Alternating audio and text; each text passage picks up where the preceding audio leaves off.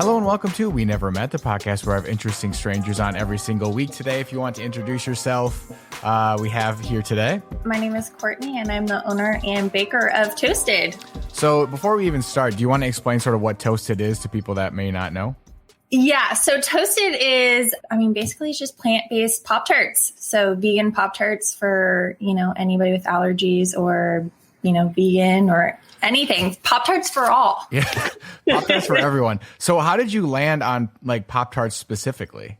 I've been baking my whole entire life. It's just something that soothes me. And during quarantine, I went up to my parents' house. They actually live in Seattle. And I just decided to make them just randomly because everybody's baking in quarantine. That was the thing. Remember when bread was really big? Right. Yeah. Now it's not anymore. Now it's not. No, everybody's over it. And so I just, whipped out some Pop-Tarts and they turned out pretty good. And my parents were like, you could totally sell these. And I was like, no. And just like pushed it off and was like, no, I don't think so. And it just kind of stuck with me. Yeah. So were you following like a specific recipe or was it something that you just like made up? All the recipes that I use. So what I've discovered, because I've been a vegetarian or a vegan my whole entire life, and all the vegan recipes that I found are not that good. And they just don't taste right. And there's different textures. So whenever I make something, I veganize things from the past. So this is, Pop-Tarts are like pie dough. So I kind of took a pie dough recipe and a pastry recipe and kind of mixed the two and veganized it and just kind of came up with it just for my own taste. Because, you need something that's going to fluff up, but also that's a pie dough. If that makes sense. No, yeah. Because I was wondering, like, I've had like, a vegan chef on the podcast before, but I always wondered, like, is it so much harder to like create things because you have a more limited scope of what you can use? I think that if you were not originally a vegetarian or a vegan, it's going to be harder because you were trained to do a certain thing and in a certain way and not really think about the other things you can put in to get a different outcome. Sure. For me, it hasn't been difficult because that's just the way I've always baked and cooked to begin with. So it's easy. Are your parents vegan and vegetarian? So both my parents are vegan now. Okay. But my mom has been a vegetarian since I was born. And so I think, that's just the way our family went. And my brother's vegetarian, my sister's vegetarian. Oh, wow. It just kind of branched off into the whole family. Yeah. Because it's like one of those things, I guess, what you're talking about is like you don't know what you don't have. You know what I mean? Like if you were like just eating whatever and then like turning vegan and trying to make recipes, you're like, oh, well, I could have used eggs, but now I can't. It kind of like puts roadblocks in because it's like, wait, this texture's a little off because this should be eggs when it's like you can do different things. And baking, all it is, it's science, which is, I nerd out on that stuff. So, well, that's good. If that's what you're like starting to do, that's what you need to do. You need to nerd out on it because, when I was like looking at your Instagram initially, it was like the first post you made was in May of this year. It was June 1st. It was a Monday. June 1st. I remember it vividly because I was so anxious and nervous. I was like, because you're putting yourself out there pretty much. Yeah. And, and like your podcast, you're putting yourself out there. It's a risk. Right. And so I just made this Instagram and posted the first day and it just took off.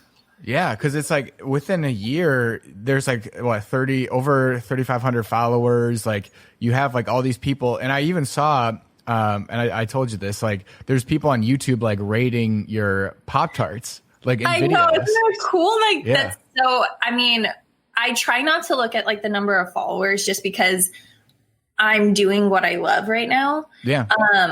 And I actually looked at it the other day when I saw your email, and I've been doing this for I think a little over 5 months now, and I just realized I had 4,000 people following me, and it was just it's amazing.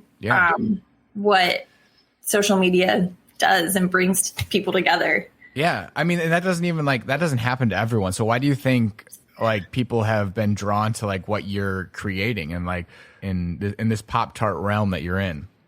So people have actually reached out to me and been like, so what are you doing? What's your marketing? I would love for you to tell me what you're doing so I can apply it to my business. And Sure. I'm like, if I knew what I was doing, I would totally take credit for it. Sure. But I literally have no idea. Like, I just put things out there that I enjoy and hope that other people enjoy them as well. Yeah. And that's it. I think that when you're really passionate about something, people can feel it. And I think that's what I hope. So if I knew, I would totally take credit for it, but I have no idea.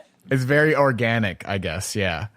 Yeah. And I kind of want it to be that way. I don't want to like push it in people's faces. I just kind of, through this whole year, it's been so rough. People don't need another thing thrust in their face, Unless it's a delicious Pop-Tart, then maybe they need it. Then it does need to get thrust in their face, right? Yeah. But I think also part of it is like just looking at aesthetically, like looking at them. This is what I said is like they look like really great and amazing. Even if they tasted bad, which I know they don't, but even if they did, they look so awesome that it's like, well, I have to go try that. So is that part of like the process of making them? You make them look like obviously great as well, like artistically? That's probably just part of my personality. Like when it comes to baking, I maybe am a bit of a perfectionist. And I think a lot of bakers feel this too. And I think that's why we get into baking, because it's certain amount of ingredients and certain amount of things, and you put them together and it comes out, Mm-hmm. And so when it came to making them look good, it was just kind of like, again, another natural thing that I wanted people to look at these, and it just kind of makes you happy, like the colors, and like when people come and get Pop-Tarts, they're like, oh my God, these are so pretty. And it's something to look at to make you happy. Yeah. Also, taste is way more important than looks. Let's be real. So I do focus on that mainly, right? But it's just so fun to do the other stuff. Yeah, it almost looks like they're like little works of art, like it's pretty amazing. People have said that to me, and it's just the biggest compliment, because I don't think of myself as super creative and artsy, and this is just my creative outlet, because I'm a mom of two. I'm a single mom of two, so they're a huge part of my life. And so this is like a nice creative outlet for me to do something outside of them.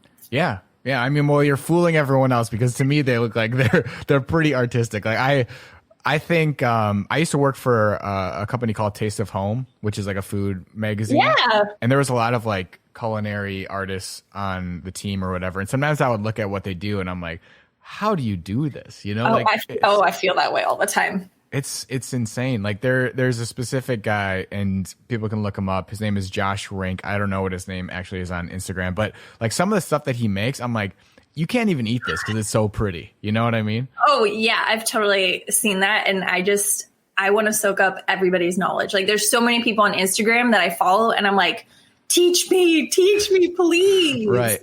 Yeah. It's epic. And you said his name's Josh Rink.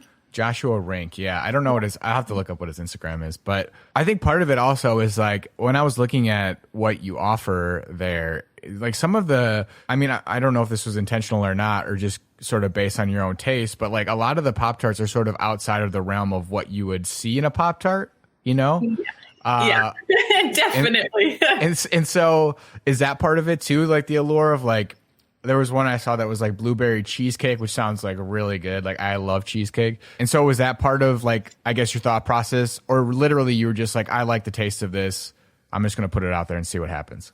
Oh, when I started this, I just wanted to kind of get weird with it. Portland is such a creative and unique place. I actually just moved here this year. I just kind of embraced their openness for all these different flavors and tastes. And I've just thrown some weird stuff at them, and they have just loved it. Responded. Yeah. I mean, it's been awesome. And so I think the first weird flavor that I did was a ube. I hope I'm saying that right. I say it wrong all the time. Yeah. It's a purple sweet potato. Okay. Yeah. I was like, what is that specifically? I heard it, but I don't know what it is. It's delicious. You haven't had it before? I don't believe so. Oh man. Okay. You need to try it. It's really good. It's just like a purple sweet potato. I put that into a Pop-Tart. Oh.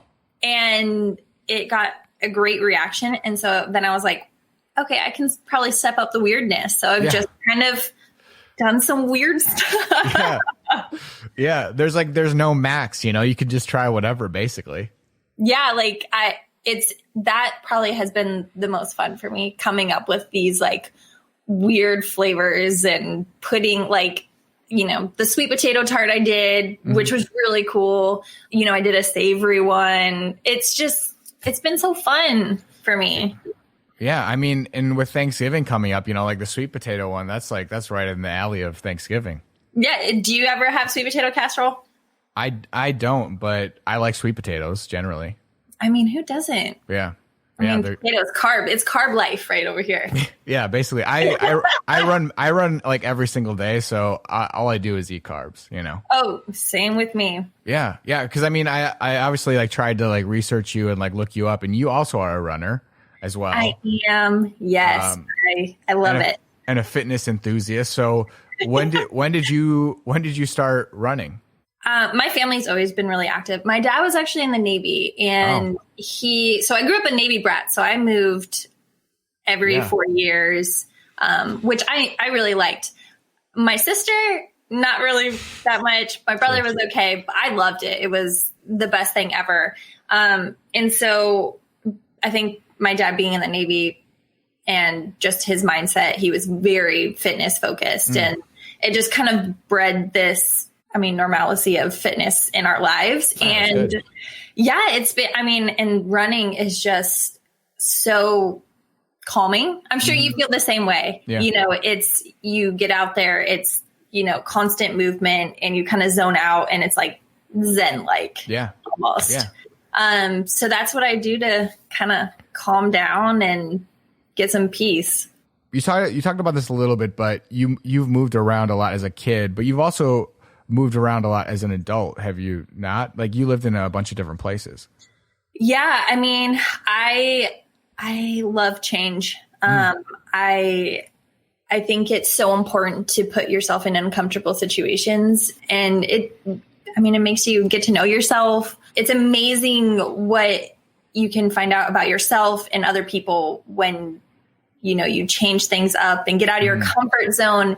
And so me starting this business too was such a huge like jump out of my comfort zone, because before this, I was actually pursuing my internship in dietetics. So like a dietetic internship to become a registered dietitian.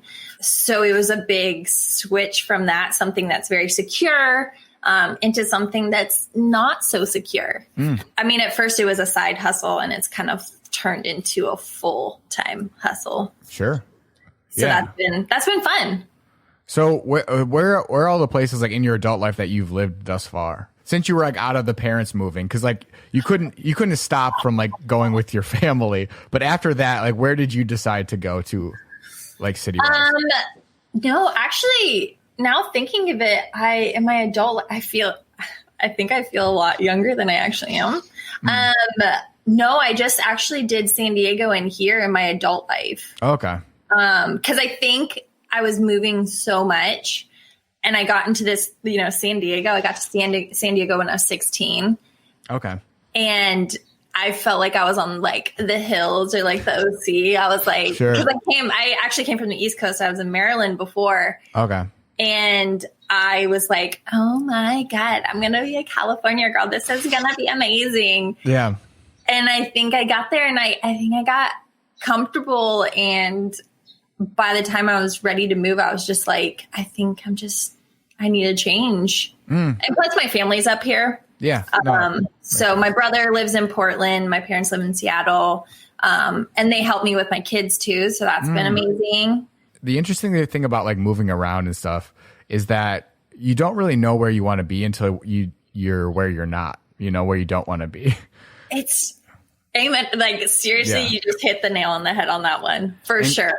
Because we've been to different cities and we're like, oh man, this is going to be the coolest thing ever. And then we get there and we're like, actually, it's not that cool. Like, you know, where was that place? What city did you think was going to be cool and it wasn't cool?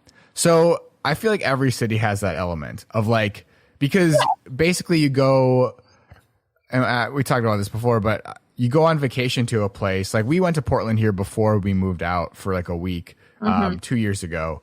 And so you have these expectations that are completely unrealistic because you're vacationing. Yeah. You're only going to the coolest places. You're only going and seeing like the best, you know, and you're not living your daily life. And then for some reason, people do that thing of like, they go on vacation and then they're like, I could live there. And it's like, not the same thing. No, my sister actually, she lived in Hawaii for a little bit. And, you know, she was like, oh my gosh, I'm so pumped. This is going to be amazing. I can totally do this. And then she got there and she was like, oh gosh, get me out of here. Cause it's like, I guess they call it like, I forget what they call it, but there's a phrase there where it's like, you're stuck on an island. Yeah. Yeah. And there's not much you can't just like go and leave. It takes like effort to get to like your family and all that stuff. So yeah. I feel on that. I just read somewhere that Hawaii actually is like one of the most remote islands in the world because it's so far away from any major landmass. Yeah. I mean, don't get me wrong. I love Hawaii. And when you said that, like I could totally live here. I think about moving to Hawaii, like I think every single day especially during court. Yeah. So what is the actual like process of making a Pop-Tart like? Because Pop-Tarts are intriguing to me because they're cooked on the outside, obviously, but like the inside is not like hard. You know what I mean? So like, how do you get to a point where the stuff in the inside is still soft enough to be a Pop-Tart, but the outside is crispy? Are you trying to take over my business? Is that what I'm you're just, how does it work? I don't understand. So it's actually not as difficult as you think. I'm writing all this down. Yeah, right. Yeah, you're going to write your business plan right now, aren't you? Yeah. So one of the reasons why there aren't that many people making Pop-Tarts is that it's so time consuming. There's the dough itself needs time to rest, needs time to chill because you don't want it to be a tough dough. When you take a bite, you want it to crumble and be buttery. And so you have to make dough, let it set. You have to roll out the dough, cut the square, let it set. And then you have to fill them, let it set. So it's a very long process. And I think when you make that pocket, all the heat and all that stuff goes on top. And then the inside kind of gets like steamed. In a way, not cooked, because there's not high heat kind of just like bombarding it. Yeah. And so what you get ultimately is a nice flaky hard crust and this like nice smooth and soft filling. It's magical. Yeah, because were you a big Pop-Tart eater when you were young? Did you eat a lot of Pop-Tarts? So since I was a vegetarian, I don't know if you know this, but there's actually gelatin, which is a meat, like a animal product. Yeah, isn't it from like bones or something or eyes or whatever? It's all the gross stuff. Yeah, leftover parts of animals. So like hooves and bones and all the really good stuff. Right. Yeah. So from an early age, I obviously knew about that. And Pop-Tarts have gelatin in them if they're frosted. Oh, okay. They put gelatin in their frosting, which is interesting. Yeah. Because it's not really necessary. So when I was little, we would get really excited when we saw the unfrosted ones in the store. And we would just buy. Also, we were military and we were overseas for a large part of my life. Sure.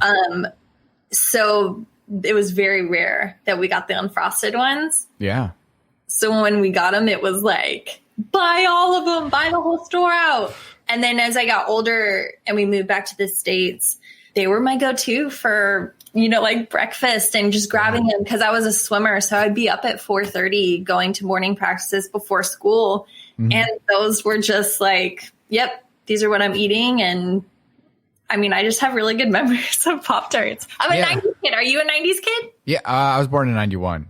Yeah. Okay. I'm older than you. So. Yeah. So I was I was in the 90s, but I can't tell you how much I remember from it.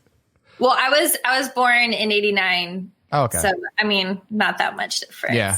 Yeah. Cause I was curious if there was like some nostalgia there as well for like Pop-Tarts and stuff and thinking back to them. I mean, to be honest, like, did you ever have them? Oh yeah. I used to eat them all the time. I also, as I was growing up, I saw like they're like the worst food that you can eat for breakfast or something like that. They're so processed. Nutritionally, yeah. It's I'm like, I used to eat these all the time. Like, I did too. I know. Yeah. Think about that. Think about how much the food industry has changed to like pointing that out to us. Like, these are really bad for you. There's so much processed stuff. But yeah, I was like looking at that. I'm like, I used to eat like packs of these a day. Same here. And like, thankfully, like, obviously it didn't hurt me too badly. Yeah, not yet. I know. Yeah, maybe it's still coming. Yeah, I don't know. I feel like I consumed way too many of them. But what was your favorite one? Oh, I liked this non-fruit ones. I was more of like they had cookie dough ones that were really good. Did you like the s'more? I did. Yeah, my mom used to get them a lot. That was the thing about like growing up though, is that like you didn't really get to choose your food. At least I didn't. So I got a bunch of different stuff when I was younger that I'm like, I wouldn't have chose this, but I'll eat it because it's here. Yeah, s'mores was one of those that she used to get all the time. I think maybe because she heard somebody say that they liked it once or something, and so she just kept getting it. So you have to blame your mom for your bad health when the Pop-Tart. Yeah, when the Pop-Tarts come back to bite me. Yeah. But was that also part of like why you wanted to create these, because of like they are so bad for you and maybe making a better version of them? To go along with like fitness and in my family, we've always grown up, we rarely got takeout meals. Like these Pop-Tarts were probably the worst thing in our house. We've always been kind of focused on nutrition, and it's always been important to us. And that's why I went into becoming a registered dietitian. So I've always wanted to make things healthier. With these, they're not the healthiest thing, but there's no processed ingredients. The only sugar that's really added is to the frosting. It's just a better, healthier way to enjoy that nostalgic feeling. And especially right now in COVID, like you just want to feel that. You want to feel that comfort and that nostalgia, especially looking back. Like I even think about 2 years ago and I'm like, oh, what a good year that was. What a time. Yeah. No, but yeah, I agree. I was literally shopping on Saturday, and I'm trying to eat foods or find foods that don't have added sugar in them. Yeah. So hard, you know? It's in everything. It's in everything. It's in bread. Like, why are you putting why add sugar in bread? Don't do it. The things that give me, it's in like pasta sauce and crackers that are like, not so. They sneak it in because sugar is, once you get sugar, it's like it's a brain chemistry thing. It's like I want more. Yeah, it's addicting. It's so hard to find. I've been like, even like I was looking for like different yogurts and stuff, and I'm like, there's 16 grams of sugar. That's like half of my day of sugar in this one little container. It's hard, and we've always, as a family growing up in, my adult life, you always have to be conscious about, how much sugar you're really putting in your body. And is it really necessary? But I think my Pop-Tarts are necessary. So that's the necessary sugar. They are. And they're not like loaded with other stuff, so I feel like you can at least feel better about that. Everyone needs a treat. Everyone needs a treat. Everybody needs a treat. And, people actually are surprised because when you look at them, I feel like people are like, oh my gosh, they're so sweet. Look at it. Like, have frosting, all this stuff. And people always get back to me and are so surprised with how non-sweet they are. Yeah. I mean, so I feel like I've done my job. Yeah, no, for sure. So I guess we sort of talked about this a little bit, but with like the massive amounts of growth, and what are your plans with like the business and what do you want to do? That's a really good question. It's so hard to, I don't know if you feel this way too, think about like future stuff when you're so consumed by what's happening now. I ultimately want to get more Pop-Tarts in more people's hands and maybe branch off and do even more pastries and baked goods and stuff like that. And I'm sure you're getting this from me, but I'm just kind of like going with the flow and seeing where everything goes. And I think I'm just at that point right now. I'm really, really stoked and grateful to have had so much interest and all that. And so I'm just kind of going with it and seeing which is the best way right now. You know, with COVID, you never know what's going to happen. It's like the only way, really. Thank you so much for coming on the show. I appreciate it. I'm going to have to like order some because you do. How do the orders work? I guess we should explain that. It's just through my website. So it's toastedpdx.com. And then you just press order now and you just go through and pick. There's 2 days. There's a Wednesday and a Saturday pickup. But I do ordering today on Sundays. And it opens at noon, and I'm usually sold out within like an hour. It goes real quick, and it's amazing. How many do you make? Like, do you make a certain amount to go out? Yes. So I've been upping it each week pretty much, and now I'm over, around I want to say 450 a week. Oh wow. I appreciate you coming on. Thank you so much. Your stuff is awesome. So go to, you said toasted.com, right? That's the place? Toasted PDX, or Instagram too is Toasted PDX. You'll just look for the Pop-Tarts and I'm there. Awesome. Thank you.